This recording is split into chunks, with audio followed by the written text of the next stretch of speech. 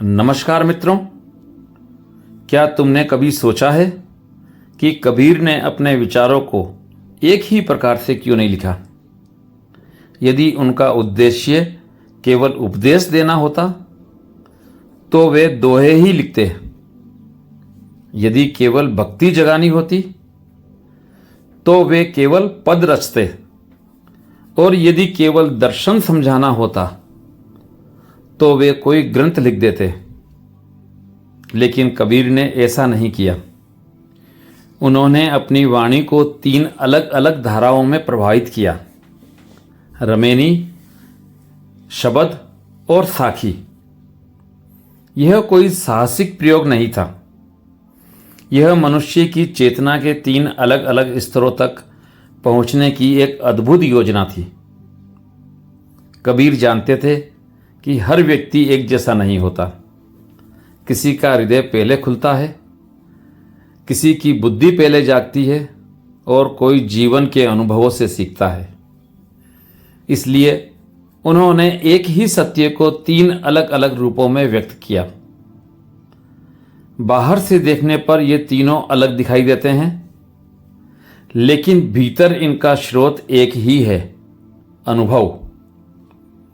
यही कारण है कि बीजक को समझने के लिए इन तीनों धाराओं को समझना आवश्यक है। कल्पना कीजिए कि एक विशाल पर्वत से जल की 3 धाराएं निकल रही हैं।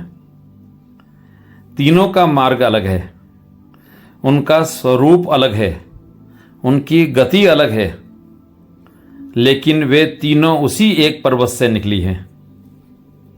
कबीर की वाणी भी ऐसी ही है। रमेनी, शबद और साखी, ये तीनों अंततः उसी अनुभव की अभिव्यक्तियां हैं जिसे कबीर ने स्वयं जिया। ओशो ने कबीर के बारे में कहा है कि कबीर की सबसे बड़ी विशेषता यह है कि वे उधार का ज्ञान नहीं बोलते। उनकी वाणी पुस्तक से नहीं, प्रत्यक्ष अनुभव से जन्म लेती है। इसलिए उनके शब्दों में केवल अर्थ नहीं, ऊर्जा भी है। जब कोई व्यक्ति उन्हें खुले मन से सुनता है तो केवल जानकारी नहीं मिलती, भीतर कुछ हिलने लगता है। सबसे पहले बात करते हैं रमेनी की। रमेनी को यदि केवल कविता मान लिया जाए तो कबीर उसका आधा ही अर्थ समझ में आएगा। रमेनी कबीर का वह रूप है जहां वे किसी विषय को विस्तार से खोलते हैं। यहां वे केवल संकेत नहीं देते, बल्कि साधक को धीरे धीरे भीतर ले जाते हैं। यदि साखी बिजली की चमक है तो रमेनी उगते हुए सूर्य का प्रकाश है। यदि साखी एक सूत्र है तो रमेनी उसी सूत्र का विस्तार है। रमेनी पढ़ते समय ऐसा लगता है जैसे कोई अनुभवी गुरु शिष्य के सामने बैठा हो और धैर्यपूर्वक उसके भ्रमों को एक एक करके दूर कर रहा हो। इसमें केवल आध्यात्मिक बातें ही नहीं हैं, समाज, धर्म, पाखंड, अहंकार, प्रेम, मृत्यु, जीवन और आत्मबोध, सबका विस्तृत विवेचन मिलता है। रमेनी की भाषा अपेक्षाकृत सरल लगती है, लेकिन उसकी गहराई अत्यंत अधिक है। कबीर यहाँ प्रतीकों का प्रयोग करते हैं, पर उनके पीछे का आशय भी धीरे धीरे स्पष्ट करते चलते हैं। इसलिए रमेनी साधक के लिए एक यात्रा है। इसमें जल्दबाजी नहीं है, यह धीरे धीरे भीतर उतरती है। ओशो कहते हैं कि सत्य को समझने के लिए धैर्य चाहिए। जो व्यक्ति केवल तुरंत उत्तर चाहता है वह रमेनी का रस नहीं ले सकता। रमेनी मन को शांत करती है, गति को धीमा करती है और भीतर देखने की कला सिखाती है। लेकिन कबीर केवल धीरे धीरे समझाने वाले संत नहीं थे। जब उन्हें लगा कि समाज गहरी नींद में है तब उन्होंने एक दूसरी धारा का सहारा लिया, शब्द। शब्द यानी वह वाणी जो केवल पढ़ी नहीं जाती, गाई जाती है। कबीर जानते थे कि संगीत वहां पहुंच जाता है जहां तर्क नहीं पहुंच सकता। मनुष्य के भीतर एक ऐसा क्षेत्र है जहां शब्दों से अधिक प्रभाव स्वर का होता है। इसलिए उनके अनेक पद ऐसे हैं जिन्हें सुनते ही हृदय स्पंदित होने लगता है। कबीर के शब्द केवल भजन नहीं है, वे चेतना को जगाने वाली पुकार है। उनमें प्रेम भी है, विरह भी है, आनंद भी है और परमात्मा की खोज की बेचैनी भी। जब कबीर गाते हैं तो ऐसा लगता है जैसे आत्मा स्वयं अपने स्रोत को पुकार रही है। यही कारण है कि कबीर की शब्द परंपरा आज भी लोक गायन, निर्गुण भजन और संत परंपरा में जीवित है। गांवों में, आश्रमों में, यात्राओं में और साधकों के बीच आज भी उनके शब्द गूंजते हैं। समय बदल गया, वाद्य बदल गए, गायक बदल गए, लेकिन उन शब्दों की आग आज भी वैसी ही है। ओशो कहते हैं, जब शब्द संगीत बन जाता है तब वह सीधे हृदय तक पहुंचता है। वहां तर्क नहीं चलता, केवल अनुभव जन्म लेता है। इसलिए कबीर के शब्दों को केवल पढ़ना पर्याप्त नहीं है, उन्हें सुनना भी चाहिए, गुनगुनाना भी चाहिए। यदि संभव हो तो ध्यानपूर्वक उनके साथ मौन में बैठना चाहिए। यहीं से समझ आता है कि कबीर ने केवल विचार नहीं दिए, उन्होंने साधना की विधियां भी दी। उनकी प्रत्येक धारा का अपना उद्देश्य है। रमेनी समझाती है, शब्द जगाते हैं और फिर आता है तीसरा रूप, जिसे कबीर की वाणी का सबसे संक्षिप्त, सबसे तीखा और सबसे प्रभावशाली रूप माना गया।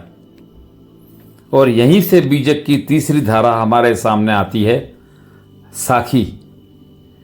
यदि रमेनी विस्तृत व्याख्या है और शब्द हृदय की पुकार, तो साखी सत्य का सबसे संक्षिप्त, सबसे तीखा और सबसे प्रभावशाली रूप है। केवल 2 पंक्तियां, लेकिन उनके भीतर पूरा जीवन समाया हुआ है। साखी शब्द का अर्थ है साक्षी, अर्थात जिसने देखा हो, जिसने अनुभव किया हो। कबीर की साखियां किसी पुस्तक से ली गई सीख नहीं है, वे उनके अपने अनुभव की गवाही हैं। इसलिए उनमें एक अद्भुत प्रामाणिकता है। वे किसी सिद्धांत को सिद्ध नहीं करती, बल्कि सीधे जीवन की ओर इशारा करती है। कबीर जानते थे कि मनुष्य के पास हमेशा लंबा समय नहीं होता। कभी कभी एक ही वाक्य पूरी दिशा बदल सकता है। इसलिए उन्होंने ऐसे सूत्र दिए जिन्हें कोई किसान खेत में काम करते हुए भी याद रख सके, कोई बुनकर करके पर बैठा हुआ भी गुनगुना सके, कोई व्यापारी बाजार में चलते हुए भी मन ही मन दोहरा सके। यही कारण है कि कबीर की साखियां सदियों से लोगों की स्मृति में जीवित है। वे केवल पढ़ी नहीं जाती, जीवन का हिस्सा बन जाती है।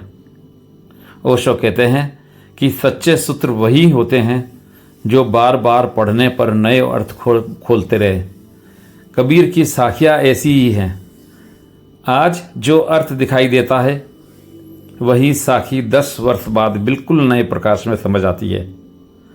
बदलती साखी नहीं, बदलने वाला साधक होता है। कबीर की एक विशेषता यह भी है कि वे किसी भी बात को अंतिम सत्य घोषित करने की जल्दबाजी नहीं करते। वे श्रोता को सोचने पर मजबूर करते हैं। कई बार उनकी साखी एक प्रश्न बन जाती है, कई बार एक चुनौती, और कई बार एक ऐसा दर्पण जिसमें मनुष्य स्वयं को पहली बार स्पष्ट देख पाता है। इसीलिए कबीर की वाणी में तर्क से अधिक अनुभव का महत्व है। वे कहते हैं कि जब तक सत्य स्वयं न देखा जाए तब तक वह केवल सुनी हुई बात है। साखिया हमें इसी प्रत्यक्ष अनुभव की ओर धकेलती है। यदि हम बीजक की इन 3 धाराओं को साथ रखें तो एक अद्भुत चित्र सामने आता है। रमेनी हमें समझाती है, शब्द हमें भाव से भरते हैं और साखी हमें झकझोर कर जगा देती है। तीनों का उद्देश्य अलग दिखाई देता है, लेकिन मंजिल एक ही है, मनुष्य को स्वयं से मिलाना। यही कारण है कि बीजक केवल साहित्य नहीं है, यह साधना का क्रम है। पहले बुद्धि को तैयार किया जाता है, फिर हृदय को खोला जाता है और अंत में चेतना को सीधा स्पर्श कराया जाता है। कबीर किसी एक मार्ग पर नहीं चलते, वे मनुष्य के संपूर्ण व्यक्तित्व को संबोधित करते हैं। आज के समय में भी इन तीनों धाराओं का महत्व उतना ही है। आधुनिक मनुष्य जानकारी से भरा हुआ है, लेकिन अनुभव से खाली है। उसके पास शब्द बहुत है, पर मौन नहीं। उसके पास धर्म की चर्चा है, पर धर्म का स्वाद नहीं। ऐसे समय में कबीर की रमेनी हमें धैर्य सिखाती है, शब्द हमें संवेदनशील बनाते हैं और साखियाँ हमें अपने भीतर झांकने के लिए विवश करती हैं। ओशो ने अनेक बार कहा कि कबीर का अध्ययन केवल बौद्धिक अभ्यास नहीं होना चाहिए। यदि तुम केवल अर्थ समझकर आगे बढ़ गए तो बीजक का द्वार नहीं खुलेगा। प्रत्येक पंक्ति पर ठहरना होगा, उसे अपने जीवन से जोड़ना होगा और देखना होगा कि वह भीतर कौन सी गांठ खोल रही है। तभी कबीर की वाणी जीवित अनुभव बनती है। यही बीजक की सबसे बड़ी विशेषता है कि यह किसी संप्रदाय का ग्रंथ नहीं बनता।